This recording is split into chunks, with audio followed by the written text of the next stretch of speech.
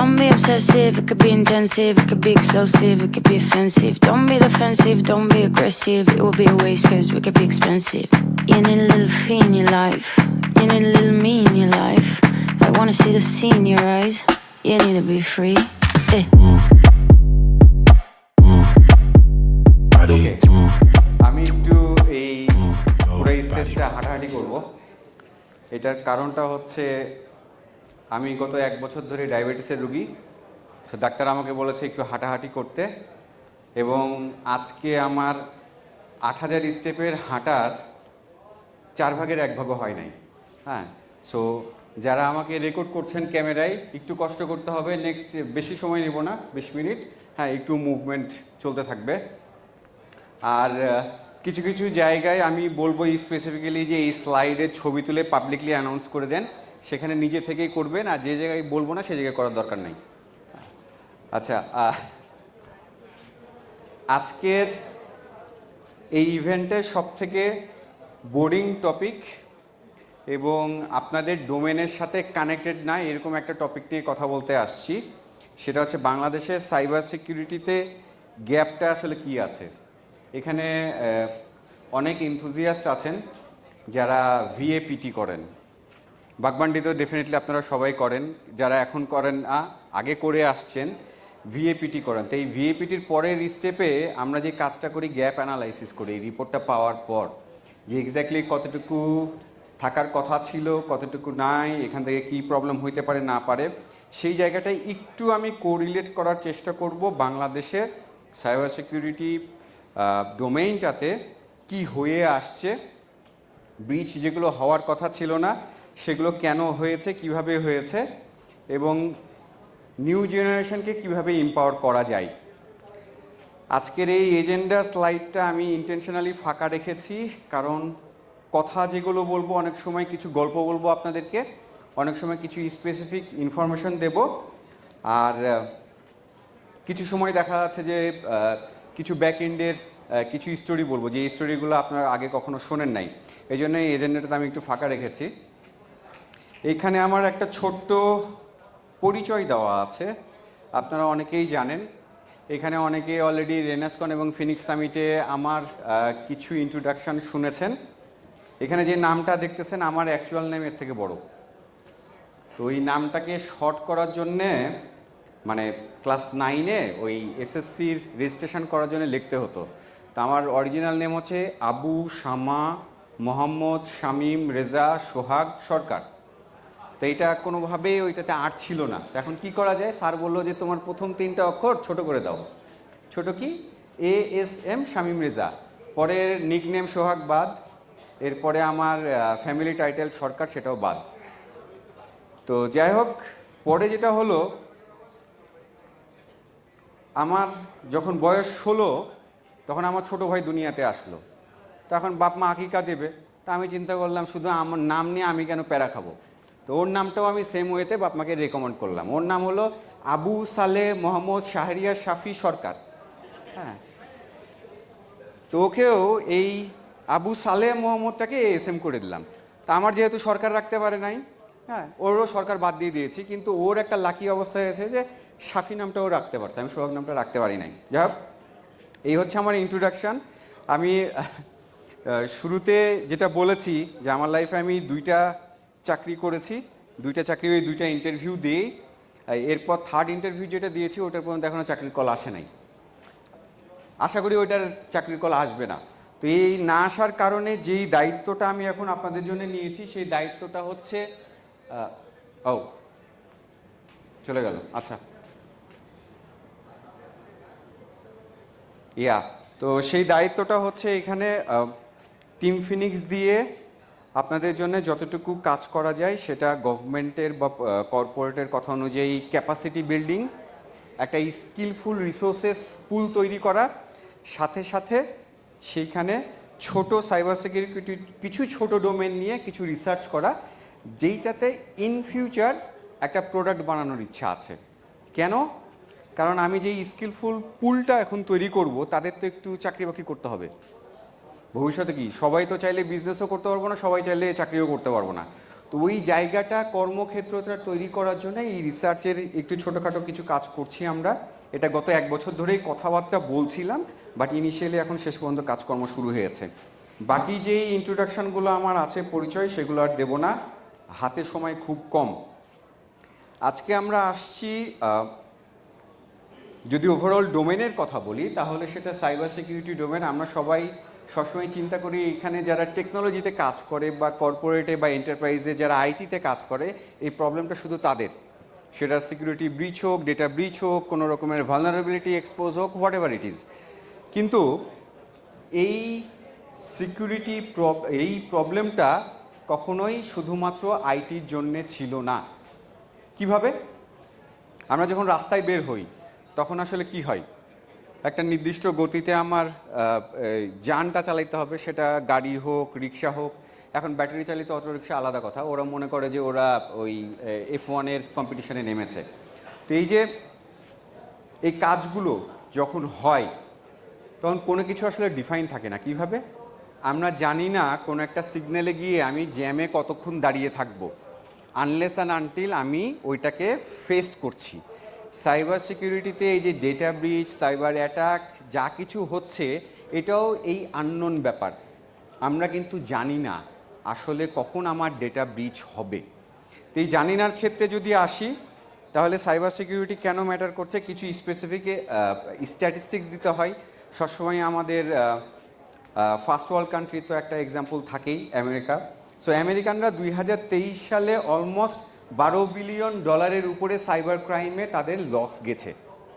$12 billion, যদিও এটা তাদের জিডিপির খুব একটা বেশি পার্সেন্টেজ না। এর পরের স্ট্যাটিস্টিক্সে যদি যাই তাহলে কি দেখতেছি যে ওয়ার্ল্ড ওয়াইড একটা প্রেডিকশান করা হয়েছে যে শুধু সাইবার ক্রাইমেই $10 ট্রিলিয়নের উপরে লসেস হবে বাই 2025। এটা খুব তাড়াতাড়ি চলে আসতেছে। এখন এই সিমিলার ইনফরমেশন যদি আমরা বাংলাদেশের জন্য খোঁজ করতে যাই তাহলে কি আমরা পাই? অ্যাভেলেবল কিছু আছে? আমি অনেক খোঁজাখুঁজি করি, অনেক খোঁজাখুঁজি করার চেষ্টাও করি আমার আগের 2টা প্লেসে কাজ করার জন্যে। এটার সাথে সাথে আমি যেই কন্ট্রাকচুয়াল কাজ করি দেশের বাইরে, সেগুলোর কাজ করার জন্যে। কিন্তু ঘুরে ফিরে সবাই একটাই উদাহরণ দেয়, সেটা কি বাংলাদেশ ব্যাংকের যে হাইস্টটা হয়েছিল, সেটা কত সালে হয়েছিল? 2016 সালে, রাইট। এই 2016 সালের পর সুন্দর করে ক্যাসপারস্কি তার ফুল টিম ঢাকায় নিয়ে চলে আসলো, রেডিসন ব্লুতে অনেক বড় একটা কনফারেন্স করলো, করে শেষ। এরপরে তাদের কিন্তু আমাদের এই বাংলাদেশে এই ক্যাপাসিটি বিল্ডিংয়ের বা কমিউনিটি কন্ট্রিবিউশনের কোনো কন্ট্রিবিউশনের পার্টটুকু নাই। তারা শুধু তাদের বিজনেসই করে গেছে। এটা ছাড়া যতগুলো টেকনোলজি ভেন্ডর বলি, টেক জায়ান্ট বলি, সবারই একটাই মোটো ছিল। এখন তাহলে এই ইনফরমেশন পাবো কোত্থেকে?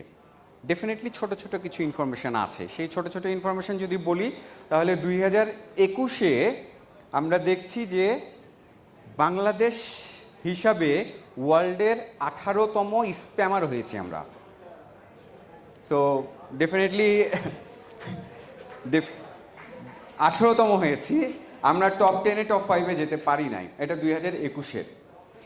এই স্প্যামের এক্স্যাক্ট এটা নিয়ে আসলাম উদাহরণটা কেন, কারণ 2009-এ যখন আমি জয়েন করি লিঙ্কডইনে, তখন থেকেই এই স্প্যাম আইপি হোয়াইট লিস্ট করা, এটা আমার ডে জবের মধ্যে একটা নির্দিষ্ট রেসপন্সিবিলিটি ছিল, যে আমি ওই আইপিগুলো নিয়ে হোয়াইট লিস্ট করার জন্যে স্প্যাম হাউসে গিয়ে ওদেরকে মেল করব, অথবা ওদের ওখানে ডিলিস্টিংয়ে রিকোয়েস্ট পাঠাবো, যেটা 24 আওয়ার্স অথবা 72 আওয়ার্স সময় নেয় হোয়াইট লিস্ট করার জন্য। এছাড়া কোনো মোটো ছিল না। কেন মোটো ছিল না? আমি তো 2007 সালে মেল সার্ভারের সিকিউরিটি নিয়ে কাজ করেছি। কি কাজ করেছি? তখন তো মেল সার্ভারের সিকিউরিটি বলতে আমরা কী বুঝতাম? এখনকার দিনে ডিকেএম, এসপিএফ, টিএক্সটি, সিনেম এগুলো কিছুই ছিল না। তখন কি ছিল? আমি শুধু এসএমটিপিটাকে এসএমটিপি করে দিয়েছি। এইটা ছিল আমার মেল সার্ভারের সিকিউরিটি। কিন্তু 2007 সালে এই জিনিসটা পাবলিকলি অ্যাভেলেবল ছিল না। ইভেন আমি আহসানুল্লাহর স্টুডেন্ট ছিলাম। আমার আহসানুল্লাহতে আমি ট্রিপলির স্টুডেন্ট ছিলাম, যদিও আমার সিএসসি ডিপার্টমেন্টের কেউ তার আগে এই মেল সার্ভারের সিকিউরিটি নিয়ে কোনো প্রজেক্ট করে নাই। থিসিস তো পরের কথা, যাক ওই জিনিসটাতে পরে গল্প করব। এরপর কি হলো, 2023 সালে আর একটা ছোট্ট স্ট্যাটিস্টিক্স আসলো যে বাংলাদেশের সাইবার ক্রাইমের মধ্যে অলমোস্ট 21% শুধু এই যে সোশ্যাল অ্যাকাউন্ট যে ব্রিচ হয়, অ্যাকাউন্ট হ্যাক, মানে ধরেন এখন আপনি দেখলেন যে আপনার গার্লফ্রেন্ড তার ক্লাসের ফার্স্ট বয়ের সাথে হোমওয়ার্ক করতেছে বা ল্যাব ওয়ার্ক করতেছে, আপনার মাথা গেল খারাপ হয়ে আপনি এখন তার অ্যাকাউন্ট হ্যাক করতে বসে গেলেন। অথবা অথবা আপনার গার্লফ্রেন্ড, আপনার বয়ফ্রেন্ড হচ্ছে তার বান্ধবীর সাথে ফোনে কথা বলতেছে অথবা মায়ের সাথে ফোনে কথা, হ্যাঁ তুমি কোন মেয়ের সাথে কথা বলতেছো, আচ্ছা দেখতেছি তোমার ফেসবুক চেক করে কী অবস্থা। তো এই জিনিসগুলোর কারণে 2023-এ এই ক্রাইমটা বেড়েছে, যেটা 2022-এর থেকে অলমোস্ট 2 টাইমস হায়ার। এখন আমি এই যে ক্রাইমের কথাগুলো বলছি, সাইবার সিকিউরিটি কেন ম্যাটার সেটা ছোট একটা স্ট্যাটিস্টিক্স দিছি। আমার কাছে সাইবার সিকিউরিটিটা কী জিনিস, বাংলাদেশের রেসপেক্টে আমার কাছে সাইবার সিকিউরিটিটা হচ্ছে নেটওয়ার্ক সিকিউরিটি, ন্যাশনাল সিকিউরিটি থাকতে হবে। এইটা ন্যাশনাল সিকিউরিটি নিয়ে আমরা পরে একটু কথা বলতেছি। ইকোনমিক স্ট্যাবিলিটি থাকতে হবে, সাথে পাবলিকের ট্রাস্ট থাকতে হবে। আপনি এখন একটা সাইবার সিকিউরিটি অ্যাক্ট করেছেন, যেই অ্যাক্টের মধ্যে এটা most probably cyber security act 2018-এর 57 পার্ট। এটা হচ্ছে কি, কোনো ধর্ম বা কোনো নির্দিষ্ট গোষ্ঠীর এগেনস্টে এমন কিছু বলা যাবে না যেটা নিয়ে কোনো কিছু হতে পারে, এতটুকুই। তার মানে কি, নর্মালি আমরা মুসলমান হয়ে যদি হিন্দু ধর্মের কথা বলি, হিন্দু হয়ে যদি মুসলমান ধর্মের কথা বলি, অথবা নন বিলিভার হয়ে যদি মুসলিমের কথা বলি, যেটা আমরা মুসলিম প্রায়োরিটি বেশি, তাহলে কি হবে, আমাদের একটা সাম্প্রদায়িক দাঙ্গা লাগতে পারে, এবং এই দাঙ্গা লাগাটা ন্যাশনাল সিকিউরিটির জন্য ঠিক না। কিন্তু আমরা এটা কি করলাম, অমুক এলাকার তমুক মন্ত্রীর শালাতো বোনের দোলাভাইয়ের ছেলে কেন বঙ্গবন্ধুকে বঙ্গবন্ধু বলে নাই, তার এখন 10 বছরের জেল।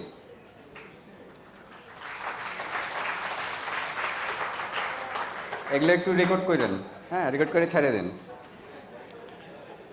আরও আসতেছে। হ্যাঁ, এরপরে স্পেসিফিক আরও কয়েকটা স্লাইড আসবে, ওই স্লাইড দিয়ে পাবলিকলি অ্যাভেলেবল করে দেন, নো ওয়ারিজ। ওইখানে সুন্দর করে দিয়ে দেন সোর্স ট্যাগ শামীম রেজা। তো এখন যদি বাংলাদেশে কারেন্ট স্টেট বলি, তাহলে বাংলাদেশে মাইক্রো, স্মল এবং মিডিয়াম এন্টারপ্রাইজ আছে অলমোস্ট 75 লাখ। সেটা ই কমার্স বলি, এফ কমার্স বলি, অথবা ফিজিক্যাল কমার্স বলি, যেটাই বলি না কেন, এর মধ্যে 92% বিজনেস সাইবার সিকিউরিটি কী জিনিস সেটাই বোঝে না, বুঝতে চায় না, জানতে চায় না। এর মধ্যে 40% অর্গানাইজেশন অথবা বিজনেস অলরেডি কম্প্রোমাইজ হয়েছে, ব্রিচ হয়েছে, অথবা অ্যাটাক হয়েছে অলরেডি। তো এখন এই যে অ্যাটাক হয়েছে, কেন হয়েছে, আমরা নর্মালি কি চিন্তা করি যে আমি এখন অসুস্থ হয়ে গেছি, আমার ডায়াবেটিস কেন হয়েছে, আমি হয়তো মিষ্টি বেশি খেয়েছি, তারপরে কি ক্যালোরি বেশি ইনটেক করেছি, হাঁটাহাঁটি করি নাই, টেনশন করেছি, অনেক কিছু। তো এখন এই যে মিষ্টি বেশি খেয়েছি, আমি জানতাম মিষ্টি খাওয়া আমার ঠিক না, কিন্তু আমি সেটাকে টেক কেয়ার করি নাই, এখন এসে টেক কেয়ার করতেছি অলরেডি কম্প্রোমাইজ হওয়ার পর। আমি এখন হেলদি লাইফস্টাইল একটা ফলো করার চেষ্টা করছি। তো এখন বাংলাদেশের আইটি কোম্পানিগুলো তাদের টোটাল আইটি বাজেটের কত পার্সেন্ট সাইবার সিকিউরিটিতে রাখে, অথবা কত পার্সেন্ট আইটিতে রাখে, কারো কোনো আইডিয়া আছে? থাকার কথা না, কারণ এটা নিয়ে কোনো স্টাডি হয় নাই, এটা নিয়ে কখনো কোনো স্টাডি হয় না বাংলাদেশে। বাংলাদেশের বাইরে প্রচুর স্টাডি আছে। তখন এই জিনিসটা যদি স্টাডির কথা চিন্তা করি, তাহলে আমার কাছে অনেক বড় একটা চেকলিস্ট চলে আসে। এই চেকলিস্টটা বিশেষ করে আসে আমার লাস্ট অর্গানাইজেশনে যখন আমি কাজ করি পাইপলাইনে, তখন বাংলাদেশ আর জাপান এই দুইটা কান্ট্রিতে বেশি আমার কাজ করা হয়েছে। ফ্র্যাঙ্কলি স্পিকিং, বাংলাদেশে সাইবার সিকিউরিটি অ্যাক্ট ছিল, কিন্তু জাপানের মতো একটা কান্ট্রি, সেখানে সাইবার সিকিউরিটি অ্যাক্ট বলতে এখনও কিছু নাই। আশ্চর্য লাগছে না? ওয়ার্ল্ডের টপ একটা কান্ট্রি, যাদের জিডিপি গ্রোথ এত, যারা টেকনোলজিক্যালি এত ইনোভেটিভ, যারা এত ডাউন টু দ্য আর্থ আমরা দেখে আসি, তাদের সাইবার সিকিউরিটি অ্যাক্ট নাই। তার মানে কি, তারা কি সিকিউর না, সিকিউরিটি প্র্যাকটিস করে না? তাদের ওখানে একটা সিম্পল পলিসি এতই স্ট্রিক্ট যে আপনি যখন সাইবার সিকিউরিটি নিয়ে কাজ করতে যাচ্ছেন, তখন সেটা বাই ডিফল্ট ওই স্ট্রিক্ট পলিসির মধ্যেই পড়ে যাচ্ছে। আপনি যখন একটা বিজনেস মিটিং করতে যাচ্ছেন, তখন আপনি অ্যাজ এ ক্লায়েন্ট পুরো টেবিলটার কোন পাশের কোন চেয়ারে বসবেন এটা ডিফাইন করা। আপনি যদি কোনো জাপানিজের সাথে বিজনেস করতে যান, এই অ্যাটিকেটগুলো আপনাকে আগে থেকে শিখে নিতে হবে। যদি আপনি মিস করেন, তাহলে এটা বিয়াদবি হিসেবে কাউন্ট হবে, এবং সে ওই দিনের পর আপনার সাথে আর কোনো দিন দেখাই করবে না, মিটিং পরের কথা। ইভেন এটাও হইতে পারে সে আপনার সাথে মিটিং অ্যাটেন্ড করবে না, মিটিং ছেড়ে চলে যাবে। তো এখন কাজের কথায় আসি। কাজের কথাটা কি, বাংলাদেশে এই স্ট্যাটগুলো কেন নাই?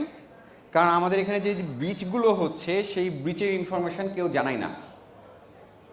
আনলেস অ্যান্ড আনটিল, খুব খারাপ লাগে বাংলাদেশের সাইবার ক্রাইমে যখন কোনো মেয়ে মানুষ এইটা অ্যাফেক্টেড হয়, যখন একেবারে এক্সটেন্সিভ লেভেলে চলে যায়, তখন নক করে কাকে? বড় ভাইকে, যে বড় ভাই অলরেডি বসে আছে, শিয়াল, সরি টু সে। হ্যাঁ, তো এখন এটা আবার কেন নয়? আমি ওই গার্লগুলোকে বা মেয়েগুলোকে আমি এটার কোনো দোষ দিই না, কারণ পলিসিগতভাবে স্টেটের যেই দায়িত্ব, সেই দায়িত্ব এখন পর্যন্ত স্টেট পালন করে নাই। সেই কারণটা কি? খুবই সিম্পল যদি বলি, যে এই যে ব্রিচগুলো হয়, সেই ব্রিচে যে রিপোর্টিং একটা ফ্রেমওয়ার্ক থাকতে হবে, কার কাছে রিপোর্ট করব, কত সময়ের মধ্যে রিপোর্ট করব, কি রিপোর্টে থাকবে, সেই ইনফরমেশান সেখানে ঠিকমতো দেওয়া নাই। অ্যাকচুয়ালি ব্রিচ রিপোর্টিংয়ের কোনো ফর্মেটই নেই, কোনো ফ্রেমওয়ার্কই নেই বাংলাদেশে এখন পর্যন্ত। এতগুলো সাইবার সিকিউরিটি অ্যাক্ট হলো, প্রথমে কি ডিজিটাল অ্যাক্ট, তারপরে স্মার্ট অ্যাক্ট, তারপরে সাইবার সিকিউরিটি অ্যাক্ট। ওই একই জিনিস, শুধু স্টিংটা চেঞ্জ করা, ওই 3 ইডিয়টসের চাতুরের মতো। হ্যাঁ, উত্তমম, তারপরে ধাদ্ধাম, যাক পরেবার ইয়া। সো ওই জিনিসগুলো বাংলাদেশের সাইবার সিকিউরিটি অ্যাক্ট নিয়ে গত 15 বছর ধরে কাজ করা হয়েছে। পলিসি নিয়ে আরও বহুত কথা আছে, এখন শেষ না করি, এই কিছুক্ষণ পর গিয়ে মজা পাবেন। তার আগে ছোট্ট কয়েকটা উদাহরণ দিই।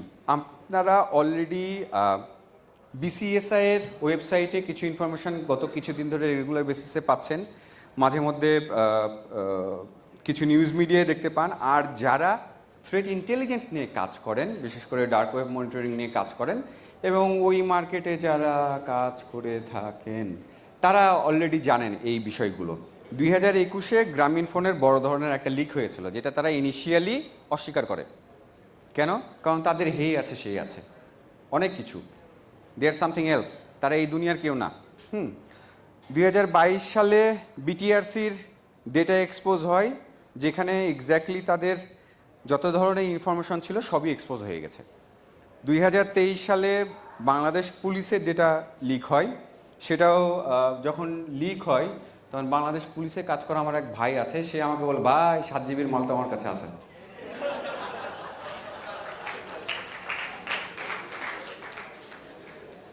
আর 2024-এর ফেব্রুয়ারি মাসের 28 তারিখে পিবিআইয়ের ডেটা লিক হয়, যেটা আমি বাংলাদেশে এক্সপোজ করে দিয়েছিলাম 2024-এর মার্চ মাসে, যখন ব্র্যান্ড ফোরাম আয়োজিত বাংলাদেশে একটা সাইবার সিকিউরিটি সামিট হলো। সেখানে কিনোট স্পিকার ছিলাম, সেই জায়গায় আমি পাবলিকলি অ্যাভেলেবল করে দিলাম যে পিবিআইয়ের ডাটা এক্সপোজ হয়েছে, এই অবস্থা। তা আমি ওই সময় একটু রিকোয়েস্ট করেছিলাম সবাইকে, যেহেতু আমি একটা জায়গায় একটা এন্টিটি রিপ্রেজেন্ট করি, যে আমার এটার কোনো স্ক্রিনশট নেবেন না, রেকর্ড করবেন না, কিছুদিন পর হয়তো আমার এগেনস্টে একটা ওয়ারেন্ট জারি হইতে পারে। তো আল্লাহর রহমত, ওই একটা ট্যাগ থাকার কারণে ওই ওয়ারেন্টটা জারি হয় নাই, বাইচা গেছে ওই যাত্রায়। যা পরের যাত্রাগুলো যেটা হচ্ছে, এখন আমি কমিউনিটি ওয়ার্ক করছি, অ্যাওয়ারনেস বিল্ড আপ করছি। সো এখন আমি যা কিছু পাবলিশ করব পাবলিকলি, সেটাতে কোনো সমস্যা নাই। কিন্তু এই যে 4টা উদাহরণের বাইরে গত 4 বছরে, এই বছরটা সহ, কোনো সমস্যা কি হয় নাই? অনেকগুলো হয়েছে। এনআইডি ডাটা লিক হয়েছে। এনআইডি ডাটা লিক তো পরের কথা ভাই। এনআইডির যা ইনফরমেশান, আমার বাপ দাদা 14 গোষ্ঠী, সেই ডাটাটা 200 টাকা দিয়ে বিক্রি হয়েছে। 200 টাকা, মানে আমার 14 গোষ্ঠীর ভ্যালু বাংলাদেশে হচ্ছে 200 টাকা। আর আমি প্রতি বছর, নাম্বারটা বলে দিই, প্রতি বছর ট্যাক্স দিই লাখ টাকার উপরে, কোনো সার্ভিস নেই। আল্লাহর রহমত। যাই হোক, এ নিয়ে আরও বহুত কথা আছে। এখন এই ইনফরমেশনটা যখন পাবলিশ হইলো কয়েকদিন আগে, তখন তাদের মাথা খারাপ হয়ে গেল। কি মাথা খারাপ? বাংলাদেশি পোলাপান এটা লিক করছে। তাকে কে বলেছে যে বাংলাদেশের পোলাপান এটা কম্প্রোমাইজ করে ডেটাটা ব্রিচ করে এটা ডার্ক ওয়েবে লিক করে দিয়েছে, সেল করতেছে? কে বলেছে? তার কাছে কি কোনো এভিডেন্স আছে? সে যে কথাগুলো বলছে, সেই কথাগুলো কোনো ভ্যালু আছে? কোনো ভ্যালু নাই। তার কাছে মনে হয়েছে এটা বলা, সেজন্য সে বলছে। কেন? কারণ আমাদের ওই পলিসিটা নাই। আমাদের যে একটা অ্যাকাউন্টেবিলিটি থাকতে হবে, আমাদের যে একটা ট্রান্সপারেন্সি থাকতে হবে, এবং সেই সব কিছুর যে একটা মনিটরিং থাকতে হবে, সেটা কোথাও নাই। সো যে মনে করতেছে এইটা আমার বাপের সম্পত্তি, সে এইটাকে নিয়েই আগাই গেছে। এখন একটু কাজের কথায় আসি। বাংলাদেশ নিয়ে অনেক কথা বললাম। এই এতক্ষণের কথায় যারা আমাকে আগে চেনেন না, জানেন না, দেখেন না, হয়তো মনে করবেন ভাইয়া খুব টক্সিক, খালি নেগেটিভ কথা বলছে। ডেফিনেটলি আমি নেগেটিভ কথা বলতে পছন্দ করি না, বাট কিছু কিছু সময় আসে যে যেই চ্যালেঞ্জেসগুলো আমরা ফেস করছি, ফিল করে আসছি এবং ছাই চাপা আগুন হয়েছিল, সেগুলো একটা সময় উদ্গানো দরকার। কেন? কারণ এর পরবর্তীতে কিছুক্ষণ পর আমি এগুলো কিছু সলিউশন বলবো। শুধু সমস্যার কথা আমি বলি না, সাথে সমাধানের কথাও বলি। এই একটা হচ্ছে আমার ব্যাড হ্যাবিট। হ্যাঁ, নর্মালি সমস্যার কথাটা কম বলি, সমাধানই বেশি বলি। বাট আজকে যেহেতু প্রথম আপনাদের সাথে আমার কথা হচ্ছে, সেই জন্য এই জিনিসটা বললাম। যাই গ্লোবাল সাইবার সিকিউরিটি ফ্রেমওয়ার্কের কথা যদি বলি, তাহলে জিডিপিআর নাম অনেকেই শুনেছেন। এটা ইউ ডোমেনের জন্য, ইউরোপিয়ান ইউনিয়নের জন্য। সো আপনারা যদি ওইখানে বিজনেস করতে যান, ওই ফ্রেমওয়ার্ক অনুযায়ী আপনাকে কাজ করতে হবে। যদি কোনো পলিসি ভায়োলেট করেন, তাহলে আপনাকে দেন অ্যান্ড দেন ফাইন করা হবে, এবং সেই ফাইনটা কোনোভাবে আপনি মওকুফ করতে পারবেন না। আমাদের বাংলাদেশে এরকম একটা কিছু দরকার।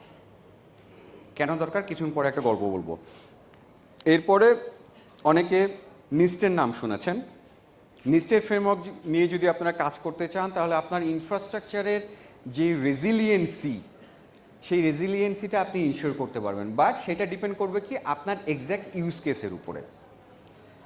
এরপরে যদি আমি আর একটা উদাহরণে আসি, তাহলে এশিয়া প্যাসিফিকে সবসময় আমাদেরকে যে উদাহরণটা বলে দেওয়া হয় যে আমরা সিঙ্গাপুর হচ্ছে, অনেক কিছুই হচ্ছে, সেই সিঙ্গাপুরের সাইবার সিকিউরিটি অ্যাক্ট, এটাও যদি আমরা নিয়ে কাজ করি, তাহলেও আমরা রাইট নাও যেই চ্যালেঞ্জেসগুলো ফেস করছি, সেটা ন্যাশনাল সিকিউরিটি হোক, যেইটা পাবলিক সিকিউরিটি হোক, ডেটা সিকিউরিটি হোক, বা ওভারঅল সাইবার হাইজিন হোক, সেই জিনিসটা আমাদেরকে ইনশিওর করতে পারবে। এই দেশগুলো, এই জায়গাগুলো, এই কাজগুলো করতে পারছে, করেছে এই একটা কারণে তারা এখন ফার্স্ট ওয়ার্ল্ড, আর আমরা থার্ড ওয়ার্ল্ড হওয়ার পরেও বলি কি ডেভেলপড। মানে আমি এখন ভিক্ষা করার টাকা পাই না, কিন্তু আমি বলতেছি আমি এখন বাইক চালাবো, কি রয়্যাল এনফিল্ড কিনবো। যাই হোক, পরেরটাতে আসি। এখন এই গ্লোবাল সাইবার সিকিউরিটি ফ্রেমওয়ার্কগুলো আসলে কি করে? দুনিয়াতে কোনো সলিউশন, কোনো ফ্রেমওয়ার্ক, কোনো পলিসি কখনোই আপনাকে 100% কনফিডেন্ট দিতে পারবে না যে সেটা ফলো করলে আপনি সিকিউর হবেন। নোবডি। যদি কেউ করে থাকে, এটা আমি ওই এপ্রিল মাসেও বলেছি, এখনও বলছি, যদি কোনো দিন কেউ আপনাদেরকে কখনো বলে যে আমরা 100% সিকিউরিটি দিচ্ছি বা you are 100% secure with us, that means that is a bluff, এবং সেটা ভেরিফাই করবেন। তাহলে এই গ্লোবাল ফ্রেমওয়ার্কগুলো কী করছে? এই গ্লোবাল ফ্রেমওয়ার্কগুলো অ্যাকচুয়ালি আপনাকে গাড়ির সিট বেল্টের মতো হেল্প করছে। অ্যাক্সিডেন্ট যে হবে, এটা কিন্তু সে নাও বলছে না, হ্যাঁও বলছে না, কিন্তু অ্যাক্সিডেন্ট হইলে সেটার যে ইম্প্যাক্টটা সে কমাবে, সেটা সে বলছে, সেটা সে ইনশিওরও করছে। কি করে? ওই সিট বেল্ট দিয়ে। তো আমাদের এই গ্লোবাল সাইবার সিকিউরিটি ফ্রেমওয়ার্কগুলো এই সিট বেল্টের মতোই কাজ করে। এটার একটা ছবি তুলে পাবলিকলি কী বলে, কি ওটাকে বলে, ভাইরাল করে দেন। আর এইখানে এই দিয়ান কই আছো, এই ছবি তুলে এটা ওনারে পাঠিয়ে দাও, এই স্লাইডটার। এটা কি হলো? এটা হলো গতকালকে যখন আমি স্লাইডগুলো বানাচ্ছিলাম গ্লোবাল ফ্রেমওয়ার্কগুলো নিয়ে, আমি আসলে গত 1 মাস ধরে পড়ছিলাম। এটার কয়েকটা কারণ আছে, কয়েকটা স্লাইড পর গিয়ে বলবো। তো করতে গিয়ে দেখলাম যে ঠিক আছে, এখন আমাদের বাংলাদেশের সিকিউরিটি ফ্রেমওয়ার্ক নিয়ে কাজ কে করছে বা কে করবে, সেটা করার মানুষজনকে। এক হচ্ছে ডিএসএ, হ্যাঁ, সেটা আগে ছিল ডিজিটাল সিকিউরিটি এজেন্সি, এখন সাইবার সিকিউরিটি এজেন্সি। আর সেটার আন্ডারে কে আছে? আছে হচ্ছে বিজিডি ইগভসাট, আমাদের ন্যাশনাল ইনসিডেন্ট রেসপন্স টিম। আমি এইটার পলিসি চেক করতে গিয়ে দেখি আমাকে এই ই কমার্স জায়গাটাতে নিয়ে গেল। কি বললো? ওদের জাস্ট স্ট্র্যাটেজি যেটা, সেটা আমাকে কিনতে হবে 200 টাকা দিয়ে। কেন? 20 টাকা ছাড় দিচ্ছে। 220 টাকা ছিল, সেখান থেকে 20 টাকা ছাড় দিয়ে আমাকে 200 টাকা দিয়ে দিচ্ছে। আমার কথা হচ্ছে, আমি কেন এটা কিনবো? বিডি সার্টের মতো একটা প্লেসে কেন ই কমার্স থাকবে? কেন সেখান থেকে আমাকে টাকা দিয়ে আমার পলিসি কিনতে হবে? Isn't that a question? তার মানে কি, এই জায়গাটা একটা সময় একটা ব্লাফ ছিল। অন্য কি কাজ করেছে সেটা পরে কথা, ডেফিনেটলি তাদের অনেক কন্ট্রিবিউশন আছে, ন্যাশনালি ইন্টারন্যাশনালি তারা অনেক কাজ করেছে। ইভেন তাদের ফুল টিম আমার ভাই ব্রাদার মানুষ। Fortunately unfortunately I know them very personally, একেবারে পিডি থেকে শুরু করে যিনি পালিয়ে গেছেন একেবারে অ্যানালিস্ট পর্যন্ত, হ্যাঁ তাদের সবাইকে। কিন্তু এই shop.sar.gov.bd সেখানে সাইবার সিকিউরিটি স্ট্র্যাটেজি, যেটা আনফর্চুনেটলি একটা copy paste from somewhere else, সেখানে 200 টাকাতে কিনতে হবে 20 টাকা ছাড়ে। 220 টাকায় রাখ না ভাই, 20 টাকা ছাড় দেওয়া দরকারটা কি?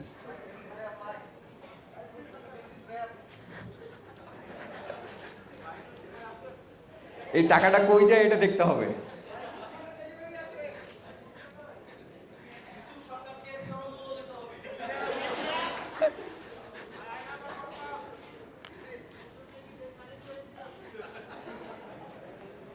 এখন তাহলে পরেরটাতে যাই।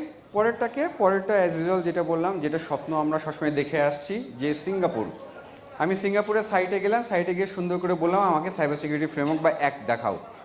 তারা আমার কাছে কোনো টাকাই চাইলো না। ফার্স্ট ওয়ার্ল্ড কান্ট্রি, কোনো টাকাই চাইলো না। ইভেন দো তারা আমাকে ডাউনলোড করারও কথা বললো না, তারা আমাকে ব্রাউজারেই সুন্দর করে ফুল পলিসি দেখা দিচ্ছে। আমি চাইলে ডাউনলোড করতে পারি, কিন্তু ব্রাউজার ঠিকই পলিসি দেখা যাচ্ছে, আমি পলিসি ওখান থেকে পড়েও নিতে পারলাম। আবার আমি যদি একটু ক্যারাকিজরি করে আমার চ্যাট জিপিটি বাবাকে বলি, তাহলে সেও আমাকে সুন্দর করে অ্যানালাইসিস করে দিল। কেউ বাধা দিতেছে না আমার ওখানে। এই কারণটা কি? কারণটা হচ্ছে ওইখানে যে আমি যাচ্ছি, আমি দেখছি কি করছি না করছি, সব কিছু মনিটর হচ্ছে। ওইখানে যদি আমি সাসপিশিয়াস কোনো অ্যাক্টিভিটি করতাম, তাহলে সেটার এগেনস্টে কোনো একটা ফ্ল্যাগ জেনারেট হতো এবং সাথে সাথে ইনসিডেন্ট রেসপন্স টিম সেটার এগেনস্টে কাজ করতো। ব্যাপারটা এরকম না যে ইউরোপ বা আমেরিকার কোনো একজন রিসার্চার গুগলে কোনো কিছু একটা সার্চ করতে গিয়ে এনআইডির এপিআই ওপেন পেল, সেটার ইনফরমেশন বিডি স্যারকে মেল করলো, কিন্তু সেই মেলের কেউ বেল দিল না ফর অ্যাবাউট 1 মান্থ। তারপরে কি হলো? যখন সেটা পাবলিকলি সে কোনো একটা নিউজ পেপারে অ্যানাউন্স করলো, তখন সবার মাথা খারাপ হয়ে গেল, আমার চেয়ারটা ঠিক করতে হবে রে, দৌড় দে। সো তাহলে আমার ওই জায়গাটা এই অবস্থায় থেকে লাভটা কি? ওই জায়গাটা কে দেখতেছে, কে কাজ করতেছে এবং কারা এই কলকাঠি নাড়ছে, এই জিনিসগুলো আমাদেরকে একটু দেখতে হবে। এখন দেখতে গিয়ে যে জিনিসটা বলতেছিলাম, যে বাংলাদেশের সাইবার সিকিউরিটির যে পলিসিটা, এই পলিসিটা ছিল শুধুমাত্র আমার কথা, মুখের কথা কিভাবে আটকানো যায় এবং হাতের লেখা কিভাবে আটকানো যায় সেটার জন্যে, কোনো ডিজিটাল ইনফ্রা প্রোটেকশানের জন্যে না। যেই প্রোটেকশানের ক্লজগুলো ছিল সেগুলো খুব ভেইগ ছিল, প্রত্যেকটা জিনিসের একটা গ্র্যানুলার ডিটেল থাকে। এখন আমি বললাম যে আমি খুব ভালো মাটন কাচ্চি রান্না করতে পারি, আমি লিঙ্কটিতে থাকা অবস্থায় 2018 সালে 65 জনের মাটন কাচ্চি রান্না করে খাওয়িয়েছিলাম, ভোর রাত থেকে রান্না শুরু করে। এখন এতটুকু বললে বিশেষ হবে? বিশেষ হবে না। কী করতে হবে? ওটার এগেনস্টে একটা ভিডিও থাকতে হবে, কীভাবে রান্না করেছি, মাথায় আমি কিছু দিয়েছিলাম কিনা, সামনে কোনো কাগজ পড়েছি কিনা, তারপরে আমার সাথে যে 2 জন ছিল, পঙ্কজ রয়, ইমতিয়াজ, এরা আমার সাথে ডিমের খোসা ছিঁড়ছে কিনা, প্যাকেট করেছে কিনা, এগুলো। কিন্তু এক্স্যাক্টলি কোন জিনিসটা থাকতে হবে? ওই যে মাটন কাচ্চিটা রান্না করেছি সেটার রেসিপিটা থাকতে হবে। কিভাবে? মাটনটা যে আমি বনানী বাজার থেকে কিনেছি, তার আগে আমার কসাইকে বলতে হবে ছাগলকে পানি খাওয়াইও না। কেন? পানি খাওয়াইলে ওই গোস্তের ওজন বেড়ে যায়, তারপরে যখন কাচ্চি রান্না করতে আসবো তখন 10 কেজি গোস্ত 5 কেজি হয়ে যাবে। সমস্যাটা হচ্ছে আমাদের গোড়াতে, আমাদের মানুষদের মধ্যে। আমরা as a Bengali by default খারাপ, সিরিয়াসলি আমরাই খারাপ। এই 15 বছর ধরে এই মানুষগুলো এত কিছু করেছে, এই যে এই জিনিসগুলো করেছে, এগুলো করতে পারছে শুধু আমাদের জন্য। আমরা কেউ কিছু বলি নাই, এখন এসে বলতেছি বলি নাই, সেটা কারণ অনেক কিছুই থাকতে পারে। কিন্তু ওই যে ছাগলটাকে যে 5 কেজি পানি খাওয়ায়া 5 কেজি 10 কেজি বানাইছে, আমার পকেট থেকে বাগবান্টি করেন প্রিয়াল যতই ডিএনএসের বস হয়ে কোটি টাকা ইনকাম করুক, হ্যাঁ, এবং সে কোটি টাকা ইনকাম করে আবার সৈকতকে বলুক সেও আরও কোটি টাকা ইনকাম করবে অন্য ডোমেনে, ডিএনএসে না। কারণ এখন ডিএনএসে কেউ আসতে চাইলে আমি ঠেকাই দেবো। আমি কাজ করতেছি 15 বছর ধরে ডিএনএসে, আমার স্যালারি 3 লাখ টাকা পার হয়নি, আর পিয়াল 1 বছরেই 1 কোটি টাকা ইনকাম করে ফেললো, বুঝছেন? এই যে এইটা হচ্ছে একটা টক্সিক, বুঝছেন? Rather than I have to appreciate Piyal, যে ও এই ছোট বয়সে এই একটা পার্টিকুলার পার্ট নিয়ে কাজ করে কোটি টাকা ইনকাম করে ফেললো। হোন্ডা সিএইচআর কিনে, হোন্ডা সিএইচআর না সিআরভি, হোন্ডা সিএইচআর হ্যাঁ কিনে ফেলেছে, যেটা আমার স্বপ্ন। আমার ওইটা আলহামদুলিল্লাহ পড়া উচিত যে আমারই এক ছোটো ভাই এটাও কিনে ফেলেছে। হ্যাঁ আমি ওকে রিকোয়েস্ট কী করতাম যে ভাই আমার একটা রাইড দে না, একটু মামাতে নিয়ে যা, একটু ইলিশ ভাজা খাওয়া, ইলিশের দাম তো এখন বেশি, কেনার সামর্থ্য নাই। যাই হোক, এই এই পেনাল্টিগুলো আউটপুটটা কি? এই আউটপুটটা হচ্ছে ছোট্ট এই একটা ছবি। এই ছোট্ট এই একটা ছবি কোনো পলিটিক্যাল ছবি না, আমি যদিও পলিটিক্যালি অনেক কথাবার্তাই বলেছি। এই ছবিটা 2020-এ যখন কোভিড হলো তখন এই মানুষগুলো কোভিডের ব্যাপারে কিছু ইনফরমেশন শেয়ার করতে চেয়েছে। তার আগে ব্যাকএন্ডে ছোট্ট একটা ইনফরমেশন দিই। কোনো একটা ইউনিভার্সিটির কোনো একজন প্রফেসর কোভিডের প্যাটার্ন অ্যানালাইসিস করে মেশিন লার্নিং দিয়ে একটা প্রেডিক্টিভ মডেল তৈরি করেছিল, সেই লোকটাকে হেনস্থা করা হয়েছে সেই সময়, এবং তাকে থ্রেট দেওয়া হয়েছিল সে বাংলাদেশ লিভ না করলে তাকে খুব বাজেভাবে হেনস্থা হইতে হবে। আমার এটা পার্সোনালি লাগছে। কেন? কারণ আমি মেশিন লার্নিং নিয়ে কাজ করি, আমার ডোমেনে আমার ভাই ব্রাদার, আমি যদিও তাকে চিনি না, সে আমাকে চিনি না, কিন্তু আমার খারাপ লাগছে। সে একটা প্রেডিক্টিভ মডেল তৈরি করেছে যেখান থেকে বলে দিতে পারছে যে এই প্যাটার্ন চলতে থাকলে নেক্সট 1 সপ্তাহ, 1 মাস, 6 মাস, 1 বছরে কোভিডের রেজাল্টটা কী আসবে। হ্যাঁ, আমরা অ্যাজ এ বাংলাদেশে অনেক বেশি স্পাইসি খাই, এই জন্য ইউরোপিয়ানদের থেকে আমাদের ক্ষতি কম হয়েছে, দ্যাট ইজ ট্রু। বাট এইটা তো কোনো প্রুভেন ছিল না তখন। সো এই দুইজন জার্নালিস্ট সেই সাইবার সিকিউরিটি অ্যাক্ট 57 ধারার 57 ধারার তারা জেল খেটেছিল। এখন এই জেল খেটতে গিয়ে, জেল খাটার পর কি হয়েছে, আগে এবং পরে পলিসি নিয়ে আরও কিছু চিন্তা করা হয়েছে। আন্ডার কনস্ট্রাকশন কিন্তু সব কিছু সময় থাকছে, এমন না যে উন্নতি করা হয় নাই, পলিসির উন্নতি করা হয়েছে, কিন্তু এই উন্নতিটা সবসময় মুখটা কীভাবে আরও চিপানো যায়। আগে ঢোক গিলে পানি খাইতাম, পরে কি স্ট্র দিয়ে সিপ দিয়ে পানি খাবো, ওই স্ট্রর মধ্যেও আবার রাবার লাগাই দিছে যাতে আমি যতই টানি না কেন পানি যেন আমার কাছে না আসে। সে আন্ডার কনস্ট্রাকশন সবসময় ছিল, এবং এই জিনিসগুলো হয়েছে এই 3টা কারণে। কোনো অ্যাকাউন্টেবিলিটি ছিল না, কোনো ট্রান্সপারেন্সি ছিল না, এবং কোনো মনিটরিং ছিল না। এ তো গেল গভর্নমেন্টের। পাবলিক কি করছে? প্রাইভেট সেক্টর কি করছে? ঘুমাচ্ছে। ট্রু, এইভাবেই ঘুমাচ্ছে, সত্যি কথা, লিটারেলি এইভাবেই ঘুমাচ্ছে। আমি এই কয়েকদিন আগে আমার একটা ওয়ার্কশপ শেষ করলাম, নেটওয়ার্ক সিকিউরিটি মনিটরিং আর থ্রেট হান্টিং। তো ওইখানে একজন ব্যাংকের কেবল জয়েন করেছে, ও আসলো, ও ছিল, ও পুরো কোর্স ওয়ার্কশপটাই শেষ করেছে। It is not a course, এটা ওয়ার্কশপটা শেষ করেছে। তো ওর কথা হচ্ছে যে ভাই আমার খুব ইচ্ছা ছিল ব্যাংকে জব করব। ও বেশ বড়সড় একটা বাংলাদেশের ওয়ান অফ দ্য নাম করা সাইবার সিকিউরিটিতে হিউজ ইনভেস্ট করে এরকম একটা ব্যাংকে গেছে। তো ওইখানে যাওয়ার পর গত 2 মাসে আমার সেই ইচ্ছাটা এখন আর নাই। কেন? কারণ আমি ওখানে as a cyber security analyst হিসেবে যে এক্সেলের ডাটা ইনপুট দিই, এটাই হয়েছে। এবং সে এই ওয়ার্কশপটা করার পর, আমি যদিও তার বসকে চিনি এবং তার বসকে চিনি, তো আমি তাকে কিছু টিপস দিলাম যে তোমার বসকে এইভাবে কনভিন্স করবা, কইরা এই থ্রেট হান্টিংয়ের একটা প্রজেক্ট নিবা তার কাছ থেকে, এবং সাথে সাথে দেখবা তুমিও আর এই ডেটা এন্ট্রির কাজ করতেছো না, তোমারও স্যালারি বাড়বে সামনে বছর গিয়ে, আর তোমার বসও প্রমোশন পাবে, এই কারণে তোমার স্যালারি বাড়বে। তো এই বুদ্ধিটা তাকে দিয়েছি, কিন্তু এই বুদ্ধিটা আমি কয়জনকে দিব? কয়জনই বা আমার কাছে আসতে পারবে? আমি কয়জনের কাছে যাইতে পারবো? তো এই যে এতক্ষণ ধরে প্রিভিয়াস গভর্নমেন্টের কথা বললাম, একটা ফ্রেমওয়ার্কের কথা বললাম, কিন্তু এটার বাইরে এসে বাংলাদেশের মেইন চালিকা শক্তি আমি সবসময় বলি প্রাইভেট সেক্টর। সেই প্রাইভেট সেক্টরটাও আগেও ঘুমিয়েছিল, এখনও ঘুমায় আছে। আমি সবসময় ওই কোনো কিছুর সাথে একটু কথা বেশি হইলে, যেমন হচ্ছে এখানে তানভীর আছে, ও এখন বিটেলসে জব করে, তো তানভীরকে সবসময় একটা ডায়লগই দিতাম যে ঘুমাই যা। এটা আমার বাই ডিফল্ট ডায়লগ ছিল। তো এখনও ওই ডায়লগটা আছে, তবে রেশিওটা একটু কমাই দিছি। এখন সবাইকে ঘুমাই যা বলতে বলতে দেখি এখন সবাই ঘুমাই গেছে। তো এখন এরা কি করতেছে? এরা সাইবার সিকিউরিটিকে সবসময় মনে করে যে চেরি অন টপ।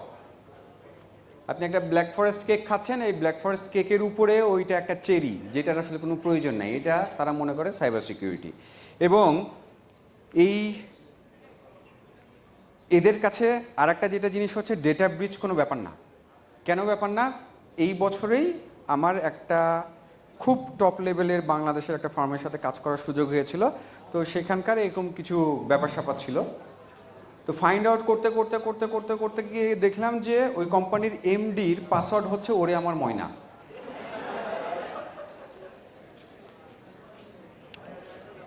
এখন ওরে আমার ময়না পাসওয়ার্ডটা আবার খুব যে ইজি তাও না, আবার যে ইজি না তাও না।